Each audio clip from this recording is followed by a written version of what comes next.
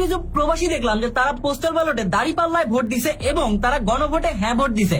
তারা যে নিজের বউকে জামাতের আমিরদের কাছে ইজারা দিচ্ছেন, এই বিষয়টা কি আপনাদের মাথায় আছে? কি অশ্লীলতা! আমরা প্রবাসীরা দাঁড়িপাল্লা ভোট দিয়ে আমাদের বউকে জামাতের আমিরের কাছে ইজারা দেই নাই। আমাদের বউকে জামাতের আমিরের কাছে আমানত হিসাবে রাখছি, যে আমানত কিয়ামতের আগ পর্যন্ত বিন্দু পরিমাণ মাত্র কেয়ানত হবে না। ছোটু ভাই, তুমি হয়তো বিয়ে শাদী করো নাই, বউয়ের কি সম্মান সেই সম্বন্ধে তোমার এখনো ধারণা নেই। তুমি যে ফ্যামিলিতে জন্মগ্রহণ করছো, তোমার মাকে হয়তো সম্মান করতো না, তোমাকে রাস্তায় জন্ম দিছে, তাই তো তোমার কুত্তার সাথে সম্পর্ক।